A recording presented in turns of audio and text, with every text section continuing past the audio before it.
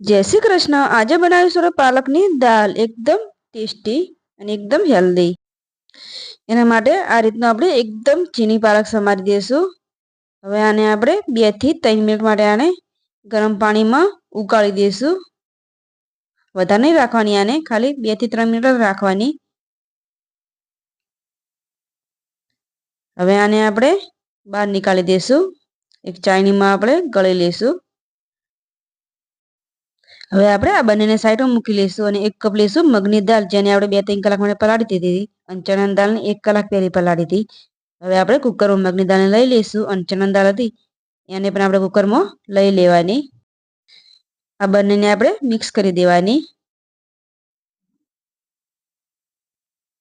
હવે જે પાલકનું પાણી હતું એ આમાં નાખી દઈશું આપણે। બીજું પાણી નહીં નાખવાનું, પાલકનું નાખીશું અને આખા મસાલા નાખીશું અને મીઠું,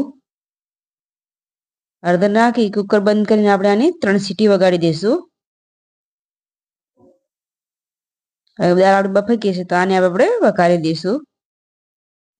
એના માટે આપણે 2 ચમચા સિંગ તેલ લઈ લઈશું। તેલ ગરમ થાય તો આમાં 2 ચમચી આપણે જીરું નાખીશું।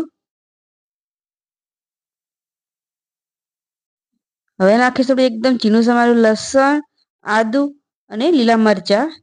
સરસ આને 1 મિનિટ માટે આપણે ચડવા દઈશું। લસણ એ બધું વધારે જ નાખીશું આપણે। હવે નાખીશું આપણે એકદમ ઝીણી સમારેલી સૂકી ડુંગળી અને આને પણ આપણે સરસ ચડવા દેવાની। આ ચડી જાય તો હવે નાખીશું આપણે 2 નંગ ટામેટા એકદમ ઝીણા સમારેલા। હવે આ બંનેને આપણે સરસ મિક્સ કરી દેવાનું અને સરસ આને આપણે ચડવા દઈશું। હવે કરીશું આપણે મસાલા। એમાં આપણે 2 ચમચી લાલ મરચું નાખીશું, ધાણા જીરું, હળદર, મીઠું આપણે થોડુંક નાખીશું કારણ કે બાફમાં નાખ્યું હતું, અને 1 ચમચી નાખીશું ગરમ મસાલો। સરસ આપણે આમાં મિક્સ કરી દેવાનું અને મસાલાને આપણે સરસ ચડવા દઈશું। અને જે દાળ હતી બાફેલી એ આમાં આપણે નાખી દઈશું અને બધું સરસ મિક્સ કરી દઈશું, જેથી મસાલા અને દાળ સરસ મિક્સ થઈ જાય। હવે નાખીશું આપણે થોડુંક પાણી, કારણ કે દાળ આપણી જાડી છે એટલે આમાં થોડુંક આપણે પાણી નાખીશું। પાણી નાખીને આપણે સરસ મિક્સ કરી દઈશું અને એને ઘડીક આપણે ગરમ થવા દઈશું 5 મિનિટ માટે।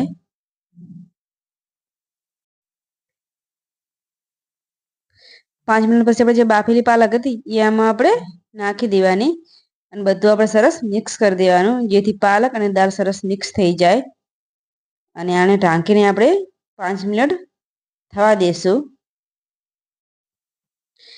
5 મિનિટ પછી આપણે દાળને આપણે જોઈને સાઈડમાં મૂકી દઈશું। હવે કરીશું આનો આપણે વઘાર। એના માટે આપણે સિંગ તેલ લઈશું।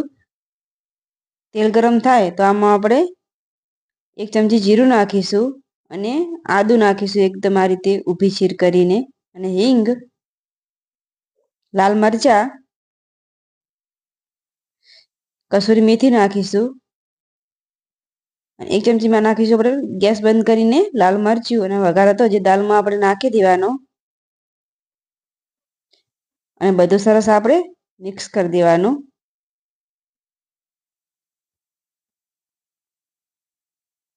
અને ઉપરથી નાખીશું આપણે કોથમીર। હવે આપણે સર્વ કરીશું।